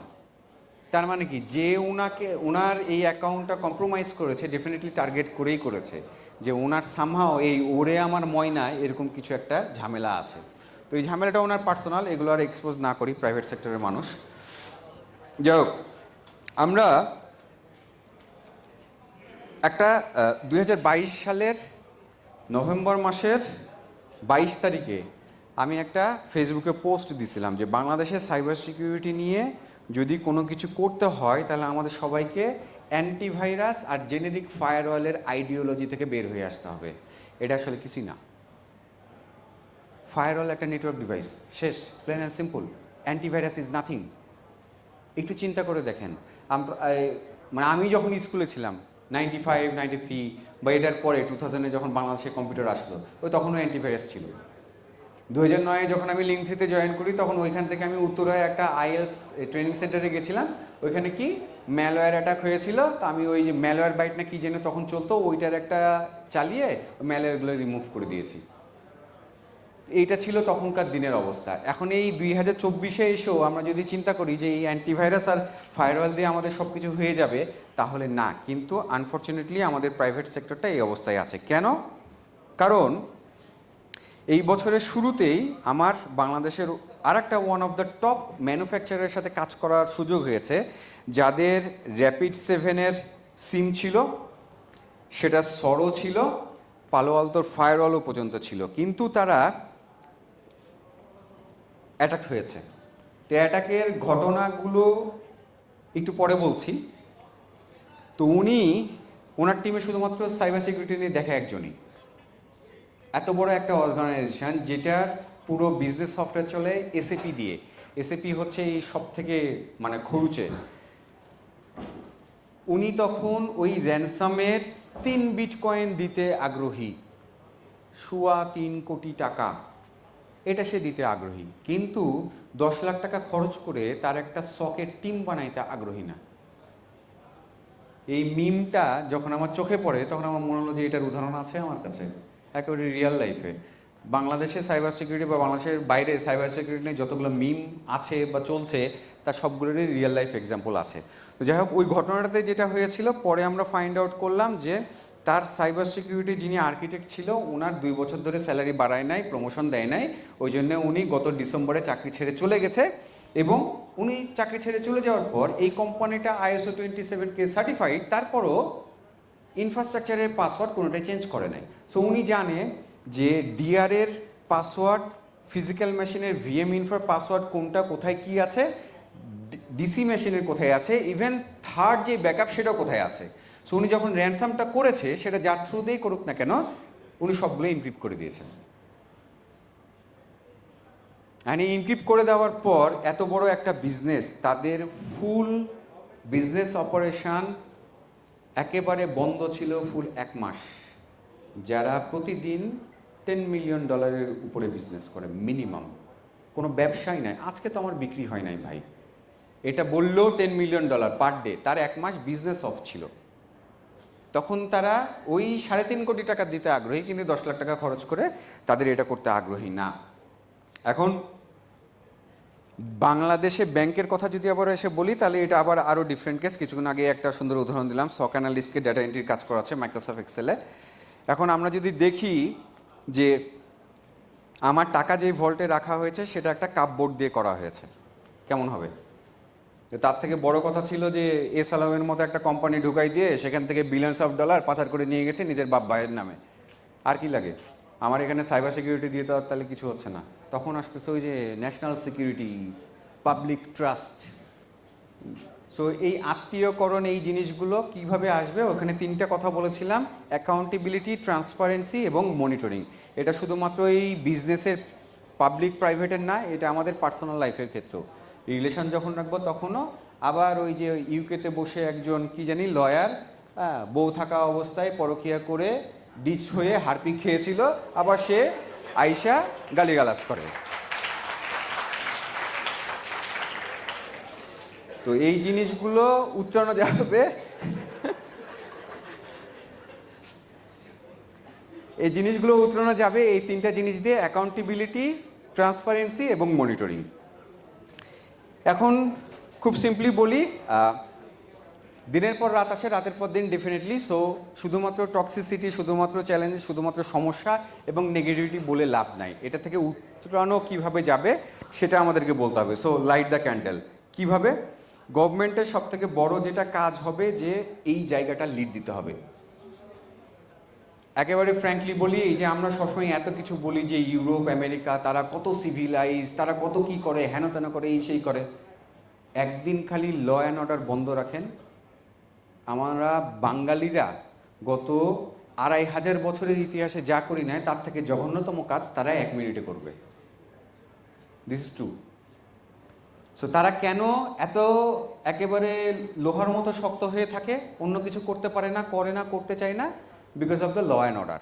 কেন? কারণ তাদের গভর্নমেন্ট ওই ল অ্যান্ড অর্ডারটার ওই অ্যাকাউন্টেবিলিটি, ট্রান্সপারেন্সি এবং মনিটরিং ওইভাবে ইনশিওর করতেছে। এরপর কি করতে হবে? ছোট্ট যদি একটা উদাহরণ বলি, ইউরোপের খুব ছোট্ট একটা কান্ট্রি এস্তোনিয়া, সেই কান্ট্রিটাকে যদি আমরা রোল মডেল করতে পারি, তাদের যেই অ্যাক্টিভিটি ছিল পাবলিক প্রাইভেটের একটা ট্রাস্ট তৈরি করা এবং সেই ট্রাস্টের উপরে বেস করে পলিসি প্রসিডিউর করা এবং সেটার এগেনস্টে অ্যাকশন নেওয়া। আপনার রুলস আছে কিন্তু আপনি কোনো ইম্পোজ নাই, আপনার আইন আছে কিন্তু আইনের কোনো মাত্র ইয়া নাই, তাহলে কিন্তু এই কাজগুলো হবে না। সো এই কাজগুলো করতে গিয়ে পাবলিক প্রাইভেটের পার্টনারশিপটা কীভাবে আসতেছে? ডেফিনেটলি হ্যাকাররা বা মিসক্রিয়েন্ট যারা বা চোর যে সে কখনো দেখে না কোনটা গভর্নমেন্টের বাসা আর কোনটা প্রাইভেট কোম্পানির মালিকের বাসা। ঠিক ওই হ্যাকিং যারা করে নেগেটিভ ওয়েতে, যারা ডেটা এক্সপোজ করে, ব্রিচ করে, তারাও ওই সেম জিনিসই, সেটা নেশন স্টেট স্পন্সর হোক আর অন্য কিছু হোক না কেন। সো এই জায়গায় কোলাবোরেশন একটা তৈরি করতে হবে সাইবার থ্রেট ইন্টেলিজেন্স এবং টুলস অ্যান্ড টেকনিক দিয়ে। এই সাইবার থ্রেট ইন্টেলিজেন্স নিয়ে কাজ করার একটা রোল মডেল যদি বলি, আবারও আসি এস্তোনিয়ার এই ডিফেন্স লিগ যেটা, সেটা আপনারা একটু বাসায় গিয়ে কষ্ট করে পড়ে দেখবেন। বাংলাদেশের ক্ষেত্রে যেটা হইতে পারে, বাংলাদেশে একটা অর্গানাইজেশন ছিল, এখনও আছে, ভবিষ্যতেও থাকবে, কিন্তু ভবিষ্যতে কতটুকু থাকবে আই ডোন্ট নো। সেটার নাম হচ্ছে বেসিস। সো এই বেসিস যতটুকু কাজ করার দরকার ছিল ততটুকু কাজ করে নাই, এটা আমি সামনাসামনি একদিন বলে আসছিলাম। এই বেসিস থেকে আবার এরকমও কথা আসছে যে মানে 60 হটাই দিতে হবে। আপনি 60কে হটাইতে পারবেন না, come on, this is a national issue. আপনার 60 রাখতে হবে। যদি মনে হয় যে 60 কোনো ঠিকমতো কাজ করছে না, সেটাকে রিফর্ম করেন। গভর্নমেন্ট যদি কাজ না করে রিফর্ম করেন, গভর্নমেন্টকে হটান, নতুন গভর্নমেন্ট নিয়ে আসেন। তাই বলে আপনি দেশকে তো হটাইতে পারবেন না, পারবেন কি? ঠিক ব্যাপারটাও তাই। ঠিক সেরকম এই যেই বেসিসের মতো একটা অথরিটি বা একটা এন্টিটি যারা পাবলিক এবং প্রাইভেটের একটা কোলাবোরেশন তৈরি করে আমাদেরকে শুধু জাপান থেকেই $1 বিলিয়ন বিজনেস এনে দিতে পারে, অনলি জাপান থেকে। ইউরোপ আমেরিকা থেকে $4 বিলিয়ন। এটা শুধু ওই পাবলিসিটি স্ট্যান্ড করার জন্য, কোনো একজনকে 4th টাইম নির্বাচনী ইলেকশন জিতানোর জন্যে শুধু মাত্র বললো এরকম না, এটার একটা পলিসি এবং রোডম্যাপ থাকা লাগবে। সাথে কি? সাথে হচ্ছে এই যে পিচ্ছি পিচ্ছি পোলাপান আপনারা যারা আসছেন, বিবিসি বিডি, বাগবান্টি কমিউনিটি বাংলাদেশ, সিটিএফ বিডি, এবং আমি একটা পাগল মানুষ, পাগলামি করে বেড়াইতেছি টিম ফিনিক্স দিয়ে। এই যে আমরা কমিউনিটি আছি, কিছু কাজ করার চেষ্টা করছি, কিছু কাজ করে যাচ্ছি, এই কমিউনিটি ড্রাইভেন কাজগুলো নিয়ে আসতে হবে। কেন? কারণ উল্ফ যখন দরজায় নক দিবে তখন ওই কি বলে, খড়ের মধ্যে যে ছাগলগুলো আছি সেগুলো একসাথেই কাজ করা লাগবে, না হলে কিন্তু যান বাঁচানো যাবে না। যান বাঁচানো ফরজ কাজ। তাহলে কি করতে হবে? সাইবার সিকিউরিটি পলিসি রিথিঙ্ক করা লাগবে। Demolish it, plain and simple. যা আছে সেটা ফালাই দেন, দেখার কোনো দরকার নাই। Just plain and simple. আপনার এখন হাতের আঙ্গুলে ক্যান্সার হয়েছে, তাই বলে এই আঙ্গুলে আপনি চিকিৎসা করতেই থাকবেন, কত টাকা স্পেন্ড করবেন? ওই আঙ্গুল যে ফিরে আসবে এর কোনো কথা আছে? আঙ্গুল ফালাই দেন। দরকার হলে নতুন একটা বায়োনিক আঙুল লাগান। এখন ইলন মাস্ক যদি আপনার মাথায় চিপ বসে সব কম্পিউটার কন্ট্রোল করতে পারে, তাহলে আপনার এই আঙুল ফালাই দিয়ে নতুন একটা আঙুল লাগাতে কি সমস্যা? এই জিনিসটা করা লাগবে। তারপরে কি এইখানে প্রায়োরিটাইজ করা লাগবে যে পাবলিকের ডেটা কিভাবে প্রোটেক্ট থাকবে, that is A top one. এরপরে ডেটা ব্রিচের যে রিপোর্টিং সেটা করতে হবে। কিভাবে করতে হবে? আমি গত 3 মাসেই অলমোস্ট 10টা মতো এসএমইর সাথে কাজ করেছি যারা র্যানসামওয়্যার অ্যাটাক হয়েছে বাংলাদেশে এই গত 3 মাসে, কিন্তু কেউ কোথাও কোনো রিপোর্ট করে নাই। কেন করে নাই? কারণ তাদের ম্যাক্সিমামে গিয়ে দেখি মাইক্রোটিকের রাউটার শুধু আছে, আর কিছু নাই। কারণ তারা জানে না সাইবার সিকিউরিটি কি জিনিস, সেটাই বুঝে না। র্যানসামওয়্যার অ্যাটাক হয়ে যে ডিক্রিপ্ট হয়ে গেছে, তার যে আমি বলেছি শুধুমাত্র নেটওয়ার্ক কানেকশনটা খুলে রাখেন, শাটডাউন করেন না, এর মধ্যে 80% মানুষ পিসি শাটডাউন করে দিয়েছে। ওইখান থেকে যদি আমার ভাইরাস স্প্রেড হয়, আরে ভাই আপনাকে তো নেটওয়ার্ক কেবল খুলতে বলছি, আপনার পাওয়ার কেবল দিয়ে তো আর ভাইরাস স্প্রেড হবে না। তো এই যে এই অ্যাওয়ারনেসগুলো নাই। এই অ্যাওয়ারনেসগুলো আমাদের গভর্নমেন্ট থেকেই করা দরকার ছিল, যেটা আমরা এই যে কমিউনিটির মানুষজন করে বেড়াচ্ছি। এটার সাথে সাথে কি ইনসিডেন্ট রেসপন্সের একটা ফ্রেমওয়ার্ক করতে হবে। ওই যে ব্রিজটা হইল, ব্রিজটা হওয়ার পর আমি কাকে জানাবো? এখন আমি ওই সাইবার ক্রাইম ইউনিটের ওই বডি বিল্ডার এএসপিকে জানাবো যে সাইডে ডেকে নিয়ে কফির দাওয়াত দেয়, আবার তাকে আমরা চিফ গেস্ট নিয়ে হিসেবে নিয়ে আসি। কেন? কারণ সে 2টা পিএইচডি করতে দেশের বাইরে গেছে। আবার কি আমাদের টাকা দিই, ওই ট্যাক্সের টাকা দিই। তো এই জিনিসগুলো থেকে আমাদেরকে একটু বের হয়ে আসতে হবে। ওই ইনসিডেন্ট রেসপন্সের ফ্রেমওয়ার্কটা তৈরি করতে হবে, যে ফ্রেমওয়ার্কটা সাধারণ মানুষ যেন বোঝে, বোঝার অবস্থাটুকু রাখতে হবে। আর ডেফিনেটলি ডিজিকনের মতো, আমি নামটা নিচ্ছি, ডেফিনেটলি নামটা নেওয়ার মতোই নাম, ডিজিকনের মতো কোম্পানি কিভাবে এনআইডির সাথে কানেক্ট হয়ে আমার বাপদাদার ইনফরমেশন নিয়ে যে 200 টাকা করে সেল করছে, সে সেলের অথরিটি ওই দেশের নাতিকে দিক আর পুতিকে দিক, কেন দিবে? এই জিনিসটা দেওয়া যাবে না। এই জিনিসটা আমাদেরকে কথা বলতে হবে। এটা আজকে থেকে না, উনি যে দেশ ছেড়ে ভাগছে শুধু এটার জন্য না, উনি দেশে থাকলেও এটা কথা বলতে হবে। কথা, আপনি কথা না বলে থাকবেন কয়দিন? আমি যে এই স্টেজে কথা শেষ করার আগে যে মরে যাবো না, এটা কোথাও লেখা নাই। আমি যে 60 বছর বয়সেই মরে যাব, এটা কোথাও লেখা নাই। আমি যে এখন মরলে আমাকে অকাল মৃত্যু বলা হচ্ছে, এটা কোথাও লেখা নাই। সেই জিনিসগুলো চিন্তা করতে হবে। এখন আসি ব্রিচ রিপোর্টিংটা আসলে কী জিনিস। ব্রিচ রিপোর্টিংটা ঠিক এরকম না যে এখন আমি আমার ক্লাসের ফার্স্ট গার্লকে বাসায় রাখতে রিক্সায় করে দিয়ে আসলাম, আমার গার্লফ্রেন্ড চেতে গেতে গিয়ে, না আমার দোস্ত চেতে মেতে গিয়ে আমার গার্লফ্রেন্ডকে ফোন দিল, তোর বয়ফ্রেন্ড তো তার বান্ধবীকে নিয়ে চলে যাচ্ছে। না, এটা ব্রিচ রিপোর্টিং না। ব্রিচ রিপোর্টিংটা কি? ডেফিনেটলি পাশের বাসায় কোনো চুরি হচ্ছে কি না এটা কাউকে জানানো। দেখেন, কনটেক্সট কিন্তু সেম, কিন্তু কনটেক্সটের এক্সপ্লেনেশন কিন্তু ডিফারেন্ট। একটা পজিটিভ, একটা নেগেটিভ, একটা কনস্ট্রাকটিভ, একটা ডিস্ট্রাকটিভ। এই জিনিসগুলো ডিফারেন্সিয়েটগুলো করতে হবে আমাদেরকে। এবং আমাদের যেই পলিসি রিফরমেশন আমরা করব, সেই পলিসি রিফরমেশনের মধ্যে আমাদের প্রায়োরিটি দিতে হবে প্রিভেনশন। এই প্রিভেনশন কি? আমি সবসময় বলি prevention is better then cure.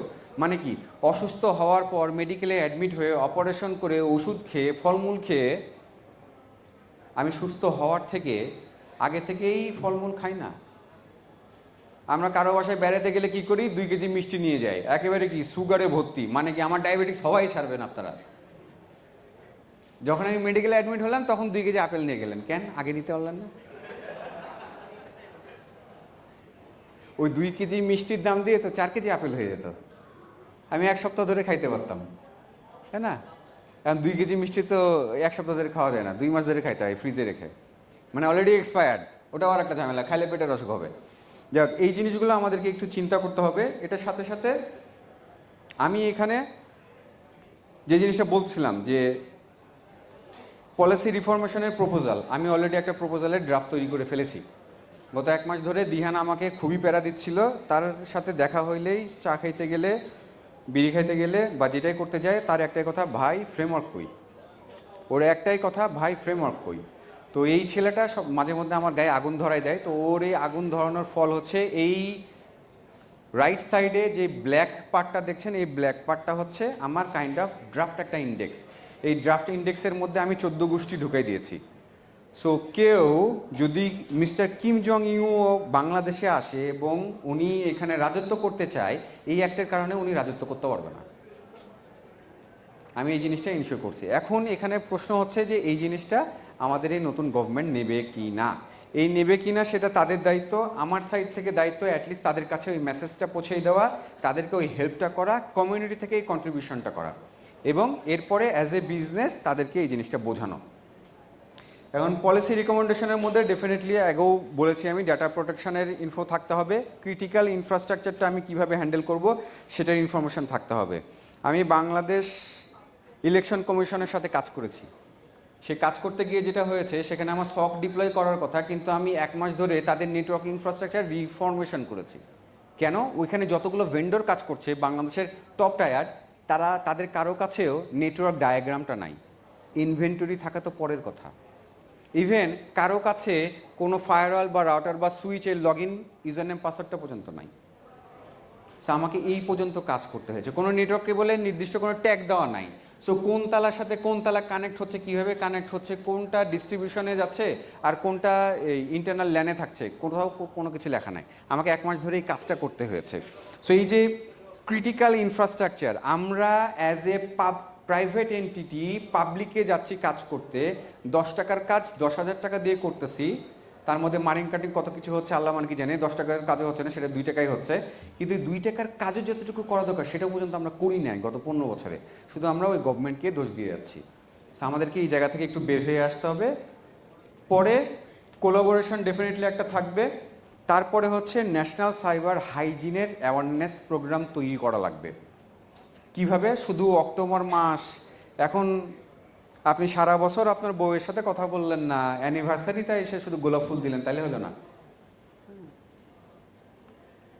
আপনি বিয়ে শাদী করেন নাই, রিলেশনশিপে আছেন, আপনার গার্লফ্রেন্ড বা বয়ফ্রেন্ড বাসায় গেল কিনা সেটার খোঁজ নিলেন না, যেদিন তার বার্থডে সেদিন এসে খোঁজ নিতেছেন, বাবু খাইছো,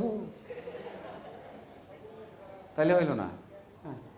প্রত্যেকটা জিনিসের একটা কন্টিনিউটি থাকতে হয়। সো সাইবার সিকিউরিটি যে কোনো প্রোগ্রাম শুধুমাত্র অক্টোবর মাস ধরেই থাকবে তা না, থাকবে ডেফিনেটলি, কিন্তু সারা বছর ধরে থাকতে হবে। সাথে কি হচ্ছে, আমাদের যারা ইয়াং জেনারেশন আছে তাদের স্কিল ডেভেলপ করার জন্যে গভর্নমেন্ট থেকে কিছু ইনিশিয়েটিভ নিতে হবে। সেটা স্কলারশিপ হোক, সেটা কোনো প্রজেক্টের জন্যে ডোনেশন হোক, ফান্ড রাইজিং হোক, কোনো প্রোগ্রামের জন্য ফান্ড রাইজিং হোক, what ever it is, definitely এটার এগেনস্টে তারা কোনো একটা ফ্রেমওয়ার্ক তৈরি করবে, এটার এগেনস্টে তারা পলিসি প্রসিজিওর তৈরি করবে, এবং এটার এগেনস্টে তাদের অ্যাকাউন্টেবিলিটিও থাকবে। বাট এই জিনিসগুলো তাদেরকে করা লাগবে, এটা আমার প্রপোজালের মধ্যে আছে সেপারেটলি। এবং তারপরে যেটা হচ্ছে যে সাইবার সিকিউরিটি স্কিল তৈরি করার জন্য বুট ক্যাম্প তৈরি করতে হবে। 5 মিনিট। এই বুট ক্যাম্পটা কীরকম? সেটা হচ্ছে ডাম্পস পড়ে সিএইচ এর এক্সাম দিয়ে সিএইচ সার্টিফাইড হয়ে রাজশাহীর কোনো একটা জায়গায় আপনি সিএইচ এর ট্রেনিং দিয়ে বেড়াবেন আর বলবেন বাংলাদেশের সব থেকে junior cyber security expert. No, that doesn't work, come on, this is bad. আর সব থেকে বড় কথা, রাজশাহী আমার জন্মস্থান, আমি একবার যদি যাই আপনার খবর আছে, পাবলিকলি বলে দিলাম, সিরিয়াসলি, রাজশাহী আমার জন্মস্থান। আমি যদি রাজশাহীতে যাই আর সামনাসামনি যদি আমি এটা নিয়ে কোনো স্টেপ নিতে চাই, তাহলে আপনার খবর আছে। I know you very personally, আপনার সব ইনফরমেশন আমার কাছে আছে, কী করেছেন না করেছেন, কোন প্রজেক্টের থ্রুতে অ্যাপেল 15 না 16 দিয়েছেন, কোন পিডিকে আর কোন ইডিকে কয় টাকা দিয়ে কোন তারিখে কয়টার সময়, সেটাও ইনফরমেশন আমার কাছে আছে, একেবারে ভিডিও সহ। এগুলো এমনি এমনি ফান করছি না, সেই জিনিসগুলো স্টপ করতে হবে। হ্যাঁ, এখন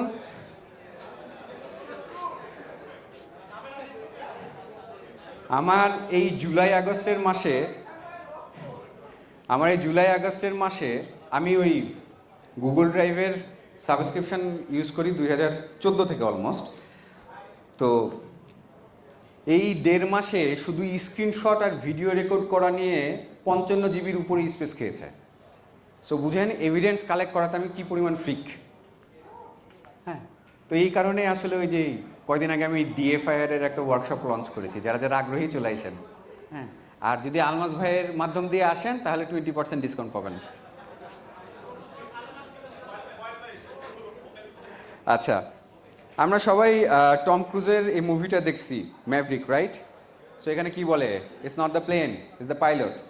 সো আমরা যারা সাইবার সিকিউরিটি এই সেই বলি যে আমার পালো আলতো আছে, IBM কিউরেটার আছে, আমি স্প্লাঙ্ক সার্টিফাইড ইঞ্জিনিয়ার, এগুলো কাজে দেবে না।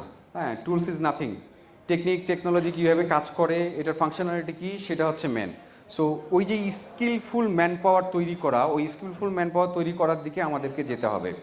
সো পাবলিক প্রাইভেট সেক্টরকে এটাই মাথায় রাখতে হবে যে আমি যেই 10 টাকার IBM কিউরেটার 1000 টাকায় সেল করছি কোনো একটা এন্টারপ্রাইজকে, এইটা শুধু সেল করে হবে না, আমার লোকাল সাপোর্ট সেন্টার বাংলাদেশে বসাইতে হবে। আমি আমার পলিসির মধ্যে এটাও রাখছি, বাংলাদেশের ফরেন যতগুলো কোম্পানি আছে, কোনো কোম্পানি ইন্ডিয়া থেকে কোনো অপারেশন চালাইতে পারবে না। তাদের অপারেশন চালাইতে হলে, বিজনেস করতে হলে বাংলাদেশে তাদের টেকনোলজি অফিস বসাইতে হবে, and that has to B mandatory. সেটা সত্য কথা। এটার পরে হচ্ছে আমাদের এই সাইবার সিকিউরিটি প্রাইভেট ডোমেন বলি, পাবলিক ডোমেন বলি, এই জায়গাতে একটা জিনিস মাথায় রাখতে হবে যে সাইবার সিকিউরিটি অল অ্যাবাউট তিনটা thing: people, process and technology. এই তিনটার বাইরে কোনো অপশন নাই। আমি শুধু টেকনোলজি নিয়ে কাজ করলে হবে না। ওই টপ ম্যানুফ্যাকচারার যাদের ফেব্রুয়ারি মাসের 14 তারিখে বাংলাদেশে অনেক বড় একটা গ্রিনেজ ওয়ার্ল্ড বুক রেকর্ড করেছিল, তারা এই র্যানসামওয়্যার অ্যাটাক হয়েছিল। সো অলরেডি আপনারা বুঝে ফেলেছেন কে। তাদের $1 মিলিয়ন টেকনোলজি ছিল, কিন্তু কোনো প্রসেস নাই। প্রসেস ছিল, প্রসেসের ইম্পোজ নাই। তারপরে কি, তাদের পিপল নাই।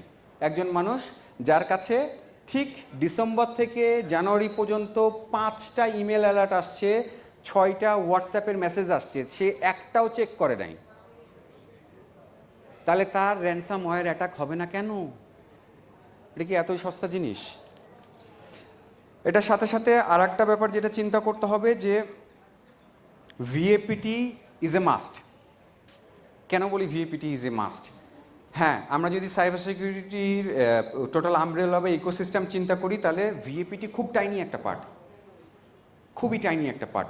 অফেন্সিভ সিকিউরিটির খুবই ছোট একটা পার্ট। অফেন্সিভ সিকিউরিটি আরও অনেকগুলো অপশন আছে, কিন্তু এটা ম্যান্ডেটরি। কেন ম্যান্ডেটরি? আপনি এখন কোনো মেডিসিন ডাক্তারের কাছে যাচ্ছেন, ডাক্তার আপনাকে চেক টেক করে কিছু ওষুধ দিল, সাথে কি দেয়? টেস্ট দেয় না? এই যে এতগুলো ডায়াগনস্টিক সেন্টার, কী জন্যে? আমার বডি হেলথ চেক আপ করছে যে সেভারিটিটা কত পার্সেন্ট, কোন অবস্থায় আছি, কতদিন ধরে আছি, ঝামেলার অবস্থা কতটুকু, এটা কিউরেবল কি না, মেডিসিন দিয়ে হবে নাকি অপারেশন করা লাগবে। এটা হচ্ছে এই যে VAPT, এগুলো দিয়ে আমরা করে নিয়ে আসি। এটা পরে আরও অনেক স্টেপ আছে, আরও অনেক এঙ্গেজমেন্ট আছে, বাট এই জিনিসগুলো চেক করা লাগবে।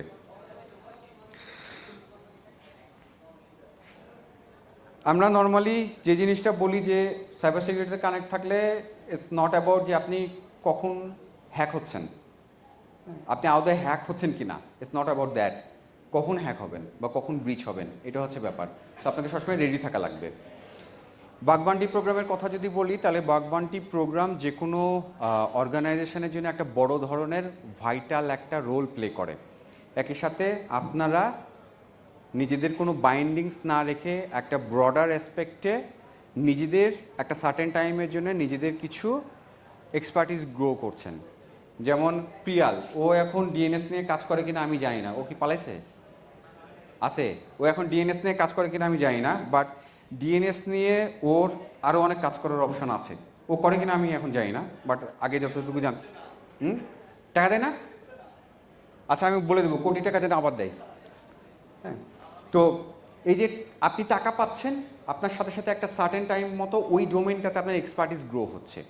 একই সাথে আমি অ্যাজ এ বিজনেস, আমার একটা ডেটা ব্রিচ হওয়ার পর $1 মিলিয়ন হেডেক নেওয়া থেকে $500 একটা বাগবান্টি দিলে আমার হেডেকটা কমে যাচ্ছে। সো এটা হচ্ছে আমার লাভ অ্যাজ এ বিজনেস। এখন আমি এই যে সাকসেস স্টোরির কথা যদি বলি, তাহলে USA ডিপার্টমেন্ট অফ ডিফেন্স একটা এই হ্যাক দ্য পেন্টাগন নামের একটা প্রোগ্রাম চালু করেছিল, যেটা 6 সপ্তাহের মধ্যে বা ভালনারেবিলিটি খুঁজে পেয়েছিল, যেটা তারা ফিক্স আপ করতে সমর্থ হয়। এটা এর আগে তারা জানতো না। গুগল এরকম কিছু ফান্ডিং প্রোগ্রাম আগেও গত বছরও রেখেছে, এই বছরও রেখেছে। এখন এই কাজগুলো করতে গিয়ে আমরা কি করি, বাগবান্টি যারা,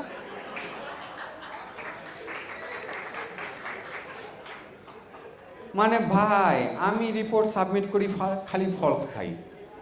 ভাই আমি রিপোর্ট সাবমিট করি খালি ফলস খাই। আমি ফেসবুকে যতগুলো মিমস দেখি, যতগুলো অ্যাক্টিভিটি দেখি আপনাদের, ম্যাক্সিমাম এই হতাশার জিনিস কি, খালি আমারটা এই ফলস আসছে, আমারটা ডুপ্লিকেট আসছে। ভাই ওই ডোমেনে কাজ করার দরকারটা কি? ওই ডোমেনের দরকারটা কি? এখন ধরেন কথার কথা ডিএনএস নিয়ে কাজ করতেছে শুধু প্রিয়ালের সাথে আর 2-3 জন আছে, বাস এনাফ। ও রুজিটা মারার দরকার নাই। আপনি আর একটা ডোমেনে কাজ করেন। নেটওয়ার্কের তো আরও অনেক অবস্থা আছে, শুধুমাত্র ওয়েব অ্যাপ্লিকেশান নিয়েই কেন কাজ করতে হবে? এক্সএসএস নিয়ে তাহসিন কোটিপতি হয়ে গেছে, দরকারটা কি? ও পিচ্ছি বাচ্চা, ও এত কিছু করতেছে, ওরা করতে দিন না। ও কদিন পর রয়্যাল, হ্যাঁ জানে, আচ্ছা লাখপতি হয়েছে, সরি ওটা কারেকশন হবে, হ্যাঁ এই যে লাখপতি হয়েছে, ও কদিন পর রয়্যাল এনফিল্ড কিনবে, কিনতে দেন। আপনি আর একটাতে আসেন, এই যে আমি network security monitoring and threat হ্যান্ডলিংয়ের ওয়ার্কশপ করেছি, এখানে আসেন, তাহলে আপনি নেটওয়ার্ক সিকিউরিটি থ্রেট হ্যান্ডলিং করতে পারবেন।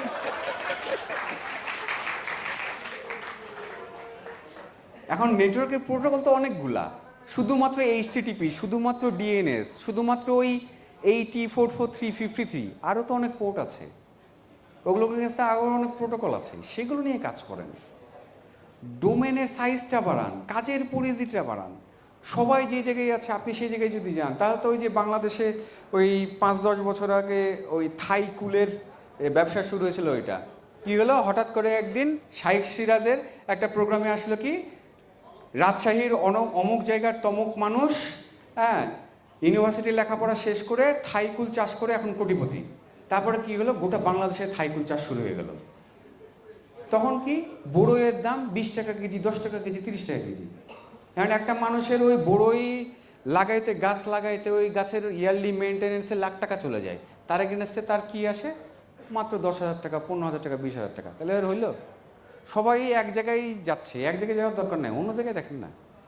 তাহসিন আর এই প্রিয়ালকে একটু বাঁচান, আমারে বাঁচান, ওদেরকে ছাইড়ে দেন, আমারে বাঁচান। যাই হোক, মজা একটু বেশি করে নিলাম। এখন যদি বাংলাদেশের পার্সপেক্টিভে যদি বলি, তাহলে বাংলাদেশের পার্সপেক্টিভে বলতে গেলে আমি কেন চিন্তা করব যে আমি বাগ বাউন্টি প্রোগ্রামের মধ্যে যাব, কারণ হচ্ছে নাম্বারস ম্যাটার। আমার একটা কাজে আমি একটা নির্দিষ্ট ফার্ম দিয়ে কাজ করতেছি, ধরেন কথার কথা বাংলাদেশে এখন 75 লাখ ওই এসএমই আছে।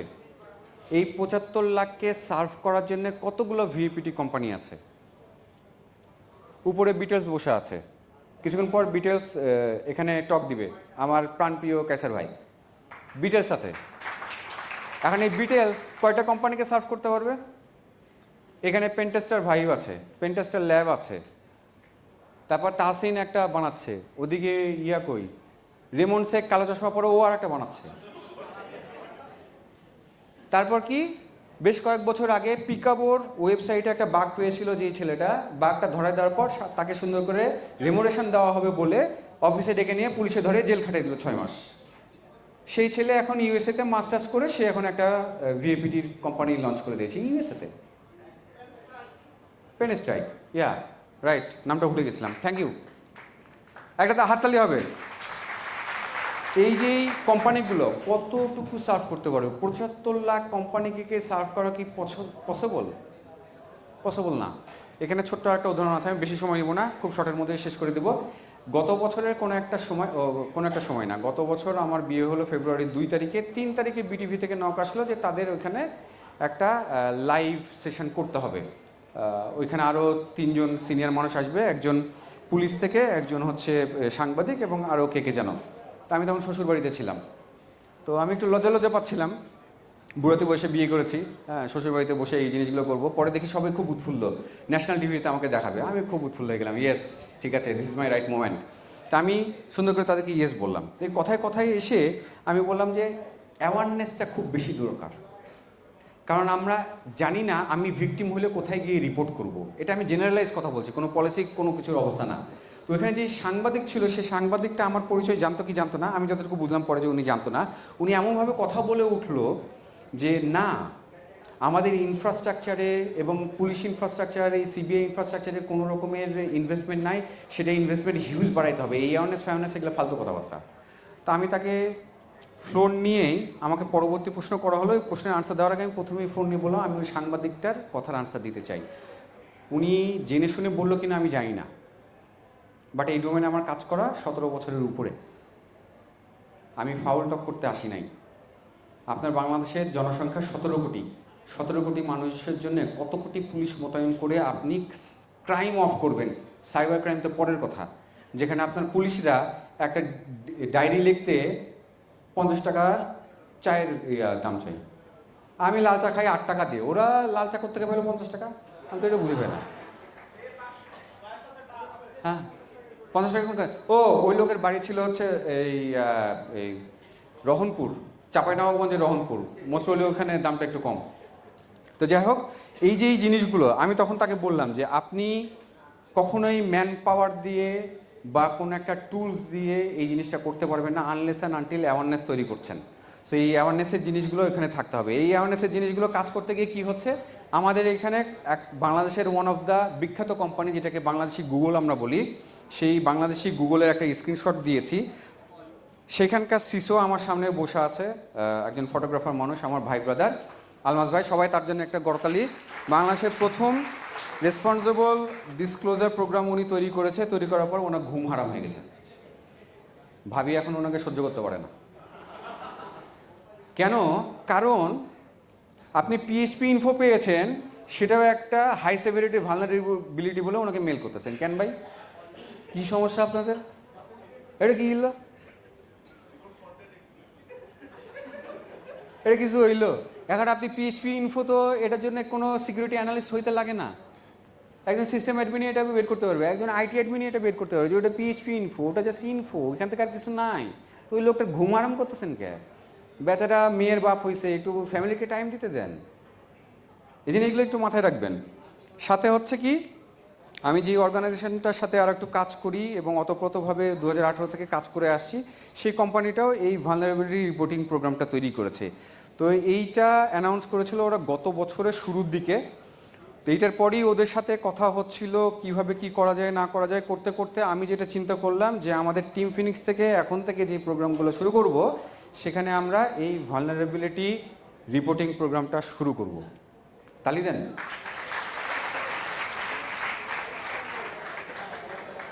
কিন্তু কোনো টাকা পয়সা দেবো না, ওটা এমনি নিয়ে নিয়েছি। আচ্ছা, সেটা নিয়ে ডেফিনেটলি ব্রিফ আসবে। এখন আসি ফিউচারের এম্পাওয়ারমেন্টের জন্য কি করতে হবে। আমার একটাই কথা, কমিউনিটি ড্রাইভেন ওয়ার্ক থাকা লাগবে। সব জায়গায় ব্যবসা করার ধান্দা করা ভালো না। আপনি কমিউনিটিতে কাজ করেন, আপনার ব্যবসা অটো আসবে। আপনি যদি কমিউনিটিকে কোনো রকমের কন্ট্রিবিউশন না করে শুধু ব্যবসার চিন্তা করেন, তাহলে আপনার ব্যবসা কখনোই আসবে না। বাংলাদেশের বাইরে একটু চিন্তা করে দেখেন, বড় বড় সাইবার সিকিউরিটি কোম্পানি বলেন আর টেকনিক্যাল জায়ান্ট বলেন, সবাই নন প্রফিট এবং কমিউনিটি, এই দুটো জায়গায় গিয়ে দেখবেন সবগুলোর লোগো এখানে ভর্তি। So this is how they do their business, because they need resources, যেটা তারা কখনোই অ্যালোকেট করতে পারবে না, ফ্রি অফ সার্ভিস পেয়ে যাচ্ছে। আমি সবসময় বলে থাকি সাইবার সিকিউরিটি ইনভেস্টমেন্ট মানে হচ্ছে আমার ওই লাইফ ইন্স্যুরেন্স নেওয়া। যদিও আমাকে লাইফ ইন্স্যুরেন্সের একটা লোক গত 16 বছর ধরে লিঙ্কথ্রিতে জয়েন করার পর থেকে 16 বছর ধরে ফোন করে আসছে, এবং আমি তাকে প্রতিবারই বলে যাচ্ছি সামনে বছর। কিন্তু আমাদের সাইবার সিকিউরিটিতে এই লাইফ ইন্স্যুরেন্সটা দরকার। ব্যাপারটা ভাইটাল এরকম, এই কারণেই যখন কোনো কিছু একটা হয়ে যাবে, ও যে আমাকে সবসময় বলে আপনার একটা আঙ্গুল নষ্ট হলে, ডান হাতের এই মাঝখানের আঙ্গুলটা নষ্ট হলে আপনি 10 লাখ টাকা পাবেন। এটা যদি আদৌ ইন্নানিল্লা কিছু হয়, 10 লাখ টাকা পাই যেতাম না? এটা এখন আমার লস হয়ে যাবে। সো সাইবার সিকিউরিটিতে এই ইন্স্যুরেন্সের ব্যাপারটা হচ্ছে এরকম। কি টেকের কথা যদি বলি, তাহলে সবথেকে বড় কথা হচ্ছে যে সাইবার সিকিউরিটি একটা নন নেগোশিয়েবল একটা এরিয়া। আমরা যে অবস্থায় থাকি না কেন, এখানে আমি দাঁড়িয়ে আছি, উপরে কাইসার ভাই আছে, আপনারা সামনে আছেন, ওইখানে আলমাস ভাই আছে, প্রিয়াল আছে, তাহসিন আছে, দিয়ান আছে। আমাদের একার কারো কাজ না কোনোটাই, এখানে আমাদের সবারই একসাথে কাজ। সো যখনই সাইবার সিকিউরিটি নিয়ে কোনো কমিউনিটি ওয়ার্ক দেখবেন, ডেফিনেটলি সেখানে যেই লেভেলেই কন্ট্রিবিউশন করা যায় আপনার সামর্থ্য অনুযায়ী সেটা করবেন। এমন না যে সবসময় ফাইন্যান্সিয়াল কন্ট্রিবিউশন। সো এই কন্ট্রিবিউশনগুলো করবেন। Thank you.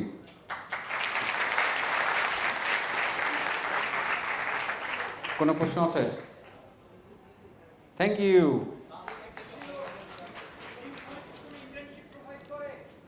হ্যাঁ, আমরা অলরেডি দুজনকে ইন্টার্ন দিয়েছি। আমাদের নেক্সট প্রোগ্রামটা আমরা শুরু করতে যাচ্ছি সামনের বছরের শুরু থেকে, যেটা ডিসেম্বরে আমরা অ্যানাউন্স করব পাবলিকলি। Thank you.